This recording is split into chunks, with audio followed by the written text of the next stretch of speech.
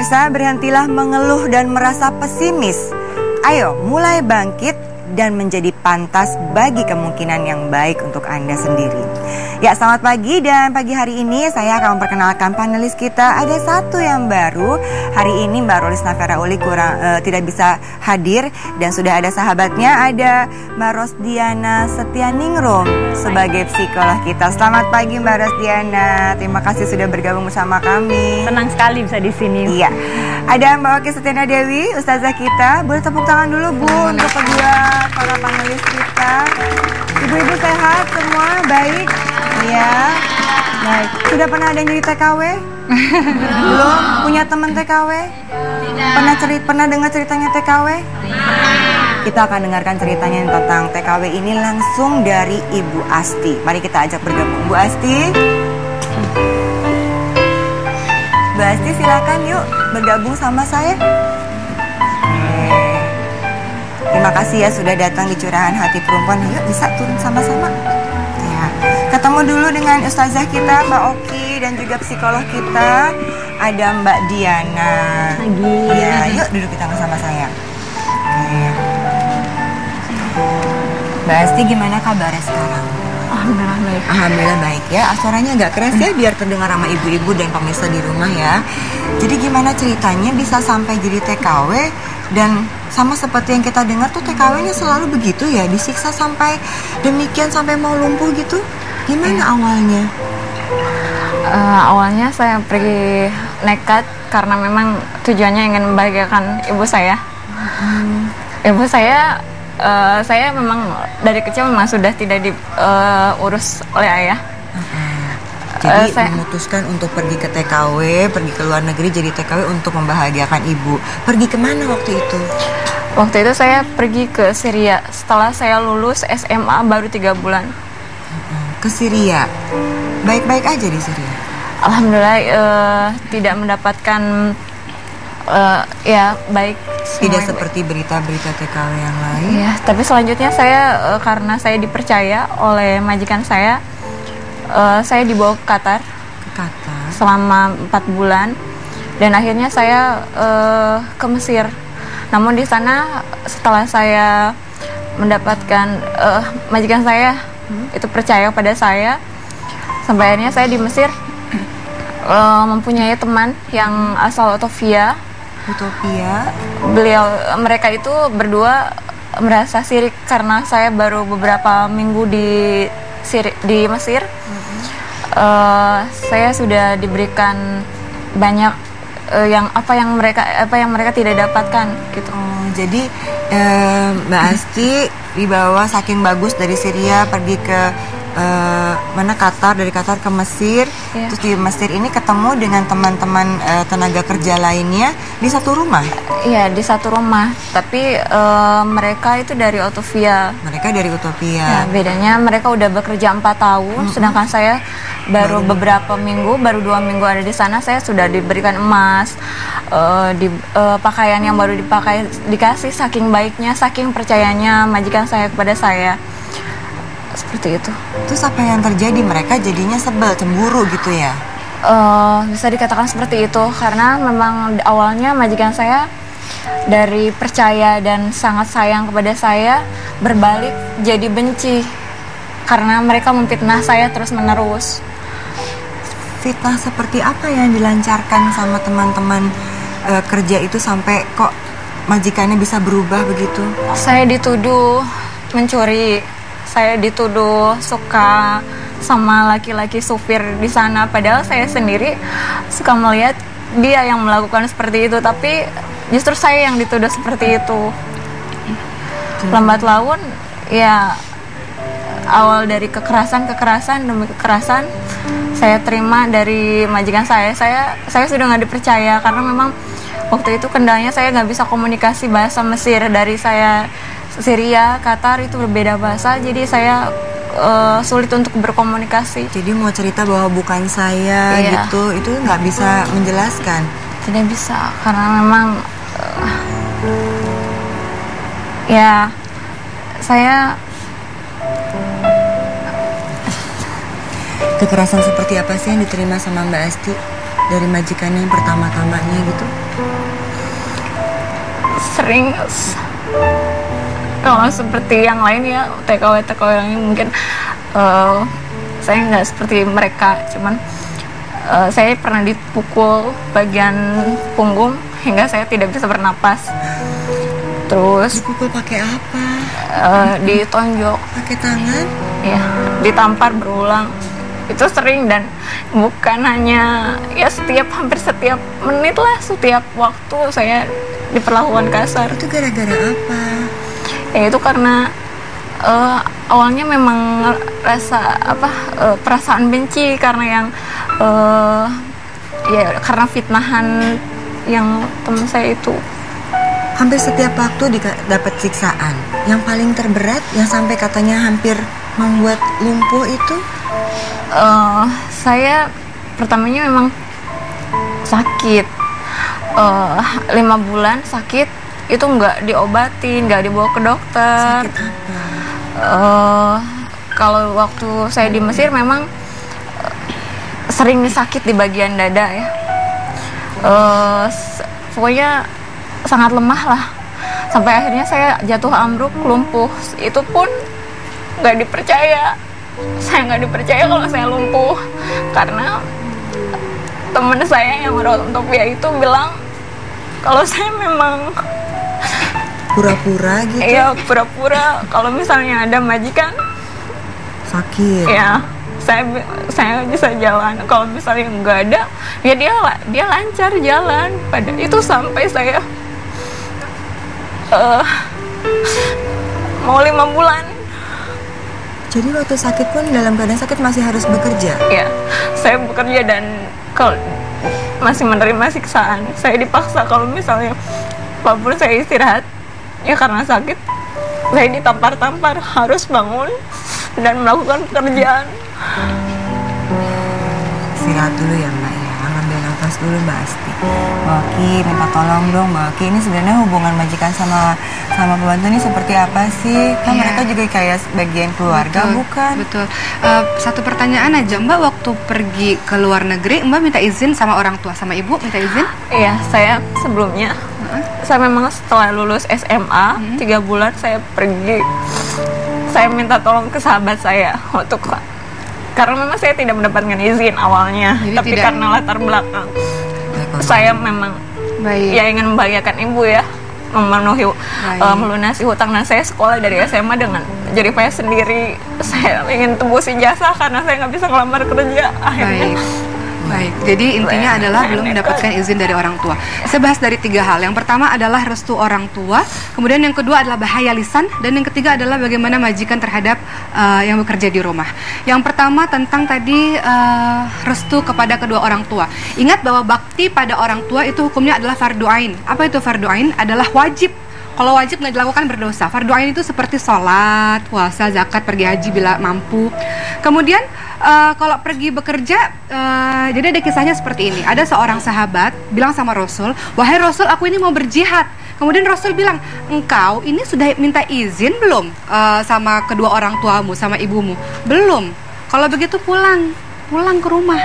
Itu yang lebih baik adalah engkau mengabdi kepada kedua orang tuamu." Itu adalah hukumnya fardu ain wajib. Fardu kifayah itu apa? Jihad tuh fardu kifayah, termasuk bekerja. Fardu kifayah itu apa? Ketika orang lain sudah melakukan, kemudian gugur kewajibannya. Artinya, yang pertama kali adalah kalau sudah menikah, kita berkewajiban untuk meminta izin. Perempuan nggak boleh keluar rumah kalau tidak dapat izin dari suami. Tapi mereka yang belum menikah, surganya itu ada di kaki orang tuanya, di kaki ibunya. Jadi harus dapat izin dulu, dapat restu dulu. Kan doa seorang ibu ini yang mengantarkan kita lebih selamat. Jadi kalau dikatakan tadi belum mendapatkan izin, sebenarnya kalau orang tua bilang tidak, harus dapat izin dulu baru pergi. Saya setelah 4 bulan setelah itu, ya ibu tahu kalau saya pergi ke luar negeri, dan saya minta ridhonya aja. Dan alhamdulillah Setelah akhirnya itu diizinkan. beliau selalu mendoakan dan alhamdulillah kemudahan itu didapat waktu di Alhamdulillah, sana. baik. Jadi itu penting. Kemudian yang kedua tentang bahaya lisan. Hati-hati dengan namimah, adu domba, fitnah dan yang lain-lain. Karena itu tidak hanya mendapatkan siksa di nerakanya Allah, tapi juga siksa kubur. Kita ingat bagaimana kisah ketika Rasulullah berada dalam sebuah kuburan, kemudian mendengar kok ada orang teriak-teriak nih di kuburan. Kenapa? Karena bahaya lisan. Rasulullah mengatakan bahwa hati-hati, Allah akan menjaga kita kalau kita bisa menjaga dua lubang. Apa itu? Lubang mulut nih dan lubang kemaluan. Hati-hati dengan lisan, hati-hati dengan kemaluan. Dan ketiga, majikan dengan yang membantu di rumah. Ingat, Rasulullah sama sekali seumur hidupnya tidak pernah memukul, tidak pernah menyakiti orang yang bekerja di rumahnya. Baik, terima kasih ya Mbak Oki. Mbak Diana, nanti kita akan kasih kesempatan setelah jeda berikut ini, masih dalam Curahan Hati Perempuan.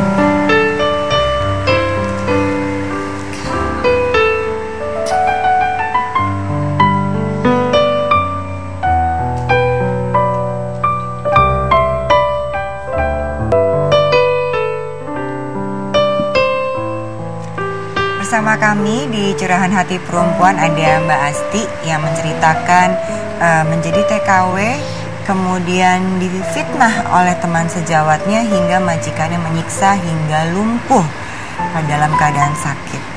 Sebenarnya Mbak Asti, apa sih yang mendorong Mbak Asti itu 5 bulan loh disiksa seperti itu ya, menjadi TKW itu apa gitu niatnya? Saya ingin membagikan ibu karena ibu latar belakangnya memang punya 10 anak dan dari semua itu nggak diurus sama ayah. Terus kami pun memang saya sering gitu nggak makan. Kadang kalau misalnya makan cuman nasi yang udah dijemur dimasak lagi pernah kayak gitu. Terus saya juga beda sama saudara-saudara saya. Saya memang pengen sekolah ya. Saya pengen sampai kuliah, pengen bisa sukses untuk ngebahagiain ibu juga tujuannya. Makanya saya nekat keluar negeri ya, karena intinya saya pengen ngebahagiain ibu, pengen bisa membiayai kebutuhan. Pasti anak keberapa sih? Saya anak bungsu dari 10 bersaudara. Jadi 9 kakak-kakaknya sekarang udah pada kerja kah? Gimana merawat ibu, bisa kah? Kakak mungkin memang lebih fokus pada keluarga masing-masing ya. Jadi dari ya saya yang satu rumah sama ibu ya, Mbak Diana ya, kita bisa membayangkan anak bungsu dari 10 bersaudara yang paling dekat dengan ibunya, ingin berjuang untuk bisa membahagiakan ibu, namun kondisi yang terjadi jauh dari harapan dan kenyataan. Gimana Mbak Diana? Saya kagum sekali loh sama Mbak Asti ini ya. Berani baru lulus SMA, berarti masih belasan tahun ya Mbak, udah pergi ke satu negara yang kita nggak tahu di mana. Cuma kadang-kadang memang itu dia yang suka jadi masalah pada saat kita pergi dengan hanya tekad aja, kita nggak ngerti bahasanya, kita tidak mengerti kebudayaannya, akhirnya bisa jadi masalah seperti yang tadi Mbak bilang juga, masalah lisan ya. Salah satunya adalah karena kita saling tidak mengerti. Jadi buat Mbak untuk menjelaskan sesuatu, untuk membuktikan juga jadinya sulit. Cuma di satu sisi tekad itu memang penting sekali ya Mbak. Saya lihat dari tekadnya Mbak untuk bisa berjuang, untuk bisa bangkit sampai nggak bisa jalan, lumpuh pun bisa jadi sehat sendiri, nggak pakai diobati, bisa pulang lagi ke sini dan sekarang bisa tegak berdiri di sini. Memang kita harus punya semangat untuk bisa mengatasi segala masalah kita, karena kalau kita semangat, pikiran kita positif bahwa kita bisa, otomatis segala energi kita tuh memang akan diarahkan untuk mencoba menyelesaikan masalah itu. Baik, Mbak Asti, pada saat bertubi-tubi siksaan ini datang dan kemudian akhirnya gimana Mbak Asti bisa akhirnya sampai di sini, dalam arti kata alhamdulillah selamat gitu ya? Gimana Mbak? Awalnya majikan saya tidak berniat untuk mengembalikan saya ke Indonesia. Tapi satu waktu karena mungkin saya semakin parah kondisinya, akhirnya mereka mengizinkan saya untuk silakan hubungi keluarga kamu dan suruh keluarga kamu untuk membawa pengganti saya. Kamu boleh pulang ke Indonesia, tapi ada yang menggantikan kamu. Saya di sana sempat berbicara dengan ibu, tapi di sana saya nggak sampai selesai. Saya nekat telepon diketahui ya memang obrolan saya terdengar oleh mereka, cuman kan bahasa Indonesia. Saya lakukan langsung pengaduan karena itu menurut saya memang kesempatan saya untuk meminta pertolongan. Saya telepon ke pihak pemberangkatan saya di awal bahwa saya memang sudah lumpuh 5 bulan dan tidak terus disiksa dan terus dipekerjakan seperti itu.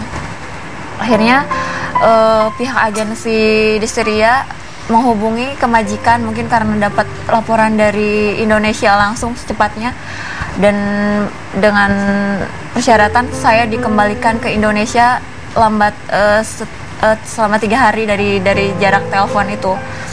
Saya sempat meminta karena saya takut. Saya jujur takut setelah menerima telepon terus mendapatkan perlakuan yang lebih keras lagi di sana.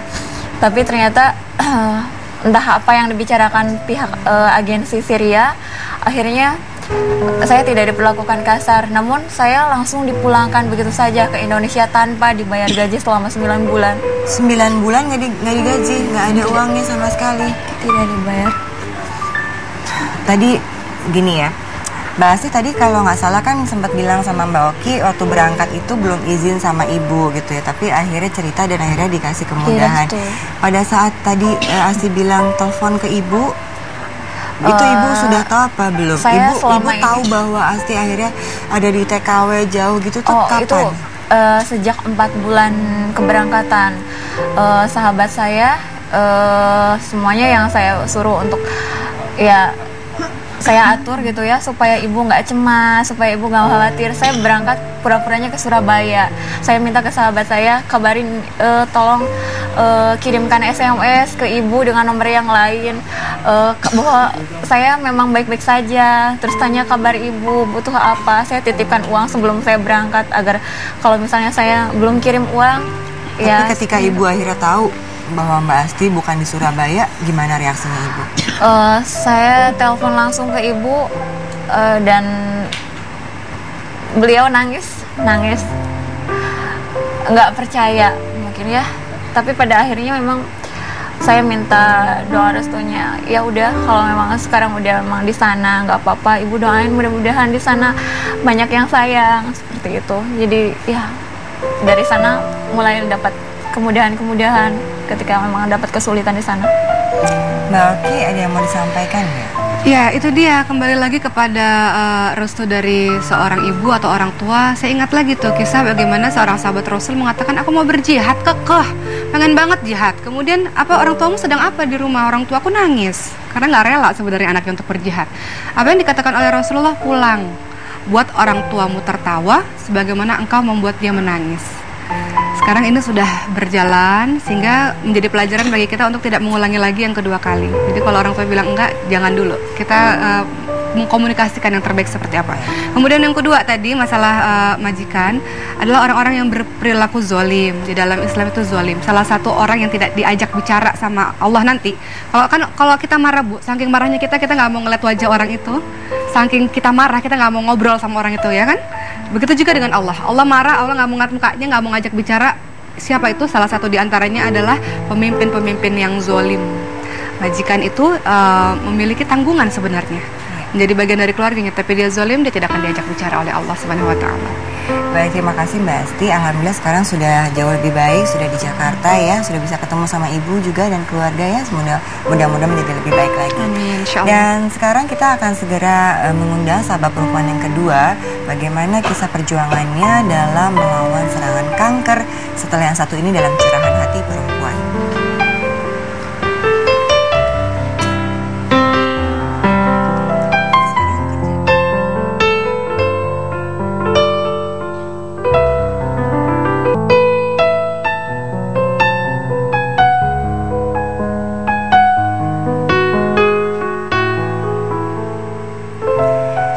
Dalam Curahan Hati Perempuan. Nah, Mbak Diana kan baru pertama nih ya bersama kita. Kita selalu mendengarkan kisah-kisah dari sahabat-sahabat perempuan kita. Mbak Diana sendiri sebagai psikolog kan ketertarikannya di bidang perempuan ya. Benar. Ada kasus-kasus seperti ini juga? Lumayan banyak juga. Mulai dari memang kekerasan yang ada dalam rumah tangga, iya. Kekerasan dalam pekerjaan, Atau malah kadang-kadang kalau kita ibu-ibu ya, kerasnya dari pertemanan yang kita nggak sadari.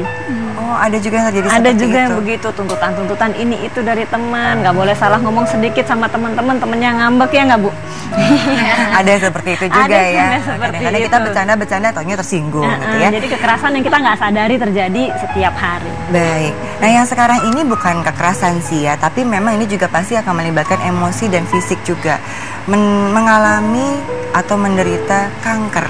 Ini juga suatu hal yang pasti berat untuk dilalui. Bagaimana kisahnya? Kita langsung dengarkan saja kisah dari Ibu Dewi. Ibu Dewi, silahkan Bu Dewi. Selamat pagi Bu Dewi. Terima kasih sudah bergabung di Curahan Hati. Ini alhamdulillah sehat nggak kelihatan ya? Alhamdulillah. Sehat ini. Sama saya pikir gimana lemes gitu, tapi ini kelihatannya. Ketemu dulu sama Mbak Oki dan Mbak Diana. Silakan duduk di tengah-tengah Bu Dewi. Silakan Bu Dewi, coba tolong ceritain ini awal muasalnya gimana waktu pertama. Saya nggak kebayang waktu pertama kali dengar hasil gitu, ternyata mengidap kanker gitu. Gimana? Jadi itu 18 tahun lalu. Oh, Jadi, 18 tahun lalu. Alhamdulillah dong. Alhamdulillah. Jadi 18 tahun lalu pada saat usia saya juga masih muda ya, 26 tahun, itu awalnya divonis kanker tiroid. Kanker tiroid. Ya, kanker tiroid pun itu sudah masuk stadium lanjut. Jadi sudah masuk stadium 3A dan itu sudah menyebar ke kelenjar getah bening di leher. Dokter memutuskan pada saat itu harus operasi. Jadi saya langsung ya, karena waktu itu juga saya belum tahu kalau itu cancer.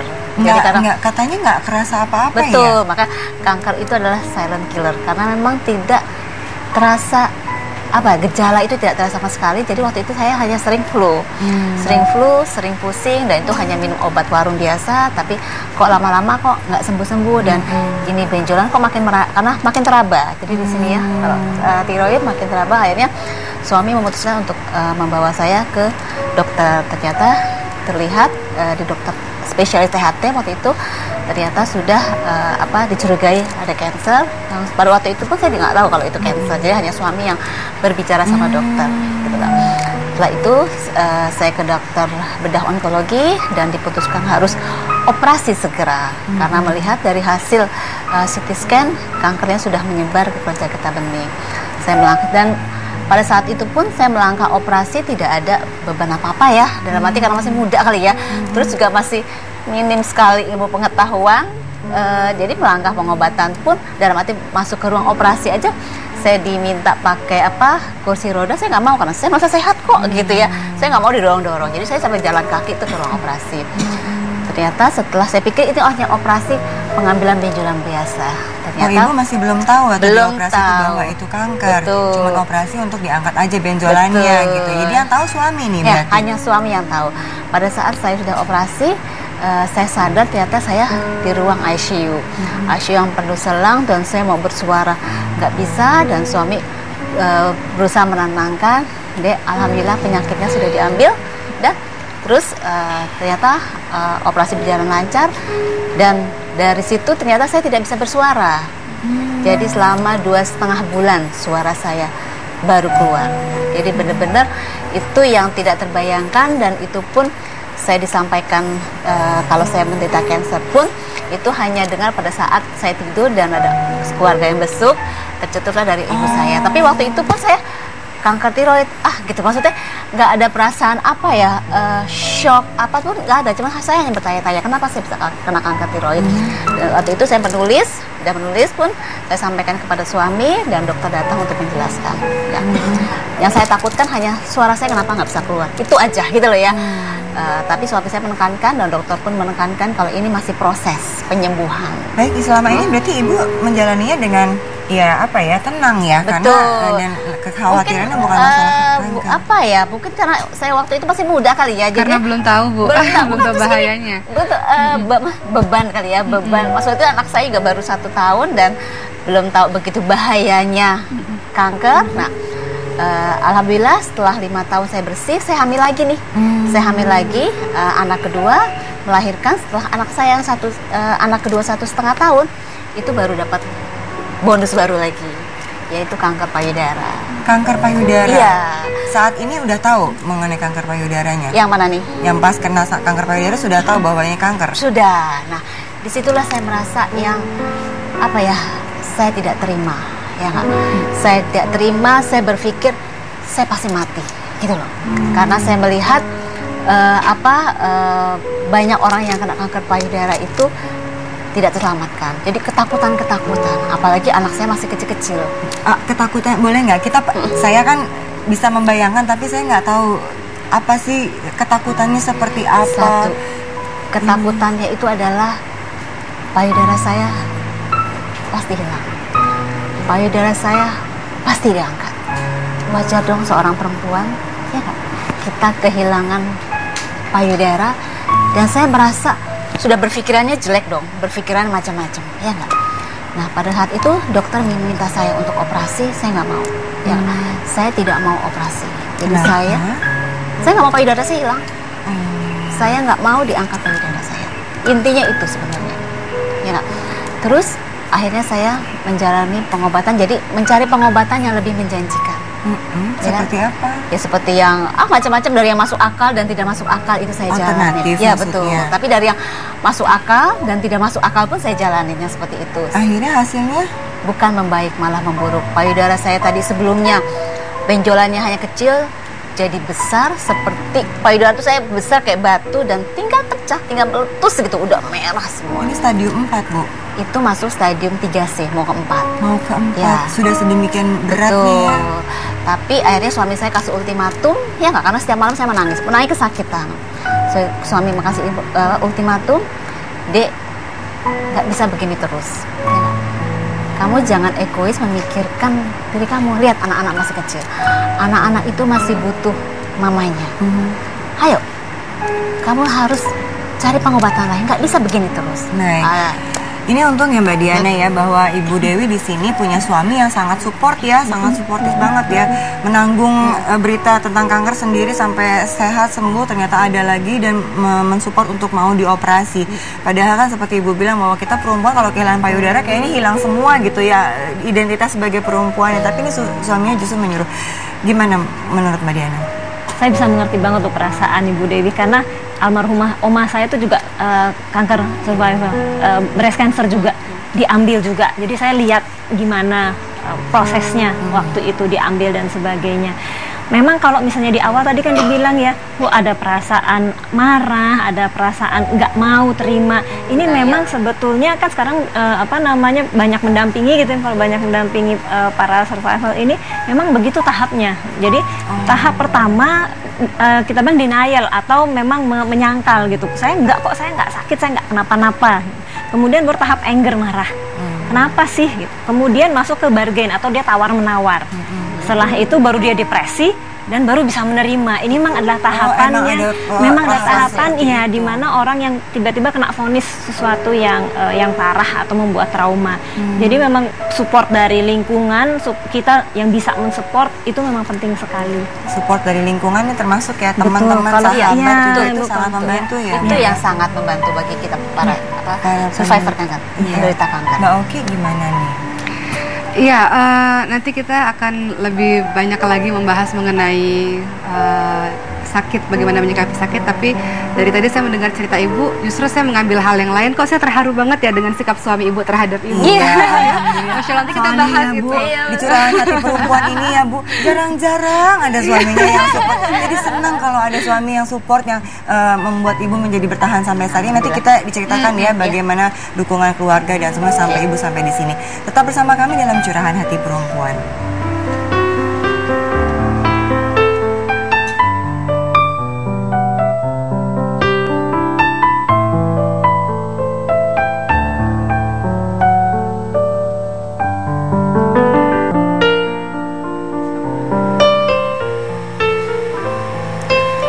Terima kasih masih bersama kami dalam Curahan Hati Perempuan bersama Ibu Dewi di sini yang menceritakan bagaimana perjuangannya melawan serangan kanker yang setelah dari kanker tiroid kemudian ke payudara dan akhirnya sudah selesai atau masih ada lagi ya? Masih ada babak kelanjutannya. Tahun 2008 menyebar di paru. Dari payudara menyebar di paru. kemo lagi 6 kali, selesai. Babak baru lagi ternyata nggak sampai di situ. Tahun 2009 itu 7 bulan kemudian ya setelah kemoterapi paru selesai, itu kankernya menyebar di otak. Di otak? Ya, di otak. Saya kena di cerebellum, otak kecil, otak kecil.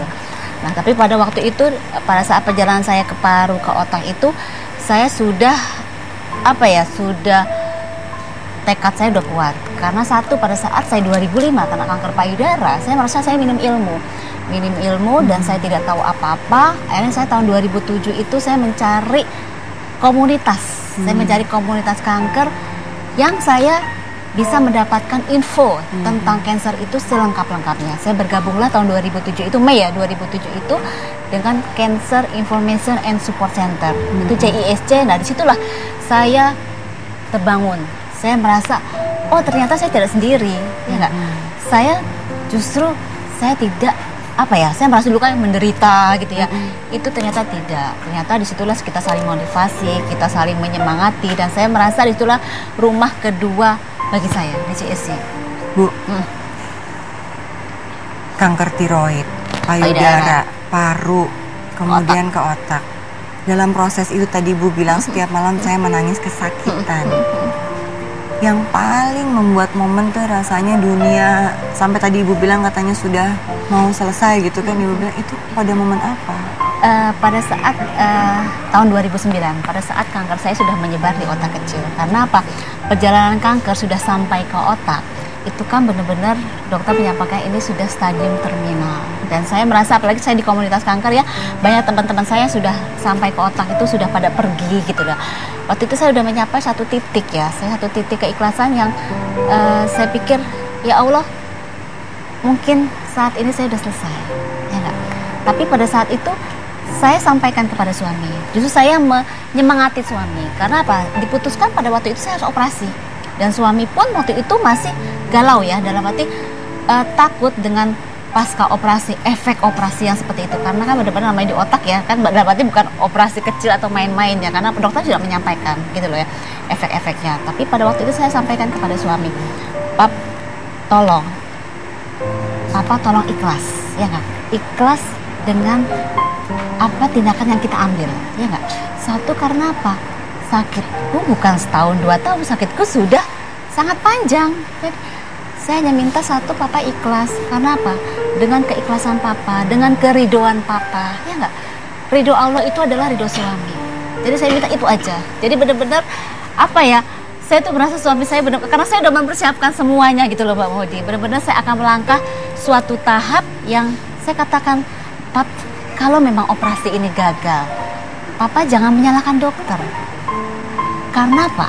Kalau operasi ini gagal, karena memang Allah sudah menentukan takdirku seperti sini ya, seperti itu gitu loh. Mbak Oki, ini Bu Dewi sudah menyikapi serangan bertubi-tubi ini dengan luar biasa ya. Sebenarnya kan nggak semua orang bisa mampu seperti ini gitu ya. Pasti tadi tahapan-tahapannya sudah dijelaskan sama Mbak Diana. Dan dalam tahapan-tahapan itu apa sih bisa kita lakukan? Ya, yang harus kita pahami terlebih dahulu adalah kullu nafsin dha'iqatul maut. Wa nabluukum bisyarri wal khairi fitnah. Bahwa setiap manusia yang bernyawa itu pasti akan mati, dan Allah akan menguji kita dalam keburukan maupun kesedihan maupun kesenangan, keburukan maupun kebaikan. Itu pertama yang harus dipahami. Oh, berarti setiap hal yang terjadi dalam hidup kita adalah ujian. Kedua, menarik tadi, aku siap kok untuk mati ya Bu ya. Kenapa siap? Karena ibu sakit dulu. Kalau ibu mendadak matinya, ibu gak akan siap tuh mati, bener gak? Kita mendadak siap gak Mbak? Ibu siap gak Bu? Tiba-tiba mendadak gitu, ya Allah, amal baikku belum banyak nih, sholatku belum sempurna nih gitu kan. Nah itu adalah manfaat atau hikmah dari sakit. Sakit itu adalah zikrullah. Apa itu? Karena sakit kita lebih banyak berzikir kepada Allah. Sakit itu adalah istighfar. Dengan sakit kita lebih banyak meminta ampun kepada Allah. Sakit itu muhasabah. Dengan sakit kita banyak menenung, ya Allah, aku persiapkan bekal untuk berjumpa denganmu ya Allah. Dengan sakit, setan itu menyulitkan, sulit dia menggoda kita. Kenapa? Karena dengan sakit kita nggak mau ngelakuin maksiat, betul Bu? Nggak punya tenaga buat maksiat Bu, ya. Makanya setan itu merasa kesulitan untuk menggoda orang-orang yang sakit. Sakit itu adalah silaturahim. Dengan sakit lebih dekat dengan anggota keluarga yang lain. Ada orang yang menjenguk, bisa kumpul dengan komunitas. Jadi kalau kita melihat manfaat-manfaat dari sakit itu, satu lagi, sakit itu adalah persiapan terbaik untuk menuju ke arah Allah. Makanya dikatakan orang yang matinya mendadak itu sangat mengerikan, apalagi mati mendadak dalam keadaan su'ul khotimah, keadaan yang buruk. Tapi kalau mati mendadak dalam keadaan sholat mah nggak apa-apa ya. Tapi kan kita nggak bisa menjamin kita mati mendadaknya dalam keadaan apa. Tapi kalau orang meninggalnya dari sakit dahulu, dia punya waktu banyak untuk istighfar, untuk lebih dekat pada Allah. Allah naikkan derajatnya, Allah hapus dosa-dosanya kalau dia sabar dengan ujian. Amin ya rabbal alamin. Mbak Diana, ini kan sudah menangani beberapa kasus juga seperti ini. Setelah ini, kondisi saat ini, alhamdulillah sudah sehat. Apa sih yang bisa disikapi dan dijalankan oleh Ibu Dewi? Terus berkarya, Bu.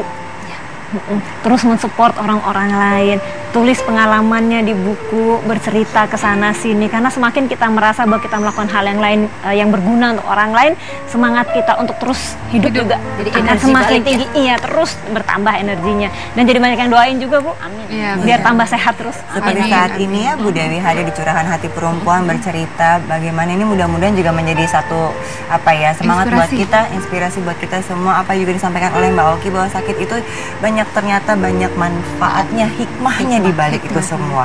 Kita akan segera kembali lagi dalam Curahan Hati Perempuan saat lagi ya.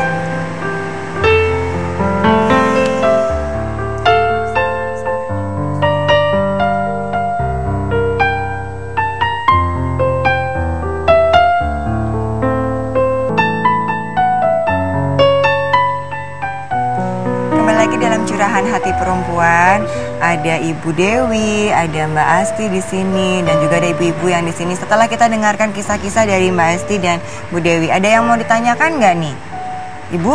Ya, apa mau tanyanya? Terima kasih. Ketika kanker payudara Ibu diangkat, apakah Ibu merasa gagal atau tidak sempurna sebagai wanita? Terima kasih. Gimana nih? Justru tidak, karena support suami itu luar biasa. Dulu pada waktu itu justru dokter menawarkan saya pemasangan implan atau payudara buatan. Jadi diangkat payudaranya, terus dipasang implan. Dan jelas-jelas suami saya menolak. Suami saya menyampaikan kepada dokter, saya tidak butuh payudara. Yang saya butuhkan adalah kesembuhan isi saya. Itu yang luar biasa. Jadi bagi saya sekarang ini adalah WTS, wanita tetek satu. Dan nanti kemungkinan dokter sudah memberikan solusi ya untuk preventif ya, dalam arti karena saya payudara kanker saya sudah kemana-mana dan saya juga kena kanker di usia muda, dan kemungkinan ada rencana nih dokter untuk mengangkat payudara saya yang satu lagi. Jadi lengkap sudah, WTS wanita tanpa susu. Bisa ketawa-ketawa loh Ibu. Ibu, kita berdua, kita semua di sini ya sangat memberikan apresiasi yang tinggi untuk keluarga Ibu, terutama suami. Boleh nggak Ibu sampaikan kepada suami Ibu bagaimana supportnya, ucapan terima kasih. Siapa sih, semoga suami bisa memberikan inspirasi kepada suami-suami penderita kanker lainnya gitu loh. Silakan Bu. Terima kasih Mbak Wadi. Iya. Untuk suamiku sayang ya. Papa, terima kasih Papa telah mendukung Mama selama 18 tahun dengan 20 tahun pernikahan kita. Papa tetap setia mensupport dan tiada henti Papa berdoa untuk kesembuhan Mama. Terima kasih Papa. Luar biasa. Kita berikan tepuk tangan dulu. Semoga suami-suami kita adalah suami-suami yang setia. Amin ya Allah. Iya, ini kesannya jadi terharu ya. Mbak Asti, terima kasih. Sekarang kalau tidak salah sudah mulai usaha mengajar ya. Udah kuliah juga. Sudah mulai kuliah lagi. Semoga bisa mencapai cita-citanya ya, dimudahkan karena sudah dengan doa dan restu Ibu, mudah-mudahan berhasil apa yang disampaikan ya. Mbak Diana, terima kasih. Kapan-kapan datang lagi ya ke sini ngobrol-ngobrol sama sahabat perempuan lagi. Mbak Oki, alhamdulillah ya kita hari ini ya. Ada kita inspiratif juga. Tidak semua laki-laki itu jahat seperti saya terharu gitu. Berdoa yang terbaik untuk semuanya dan terima kasih sekali udah berpartisipasi dalam Curahan Hati Perempuan. Masih ada besok lagi loh pagi di minggu ini. Kita ketemu ya besok dan saya pamit. Wassalamualaikum warahmatullahi wabarakatuh. Waalaikumsalam warahmatullahi wabarakatuh. Terima kasih ya Bu Dewi. Ya, makasih. Terima kasih Mas.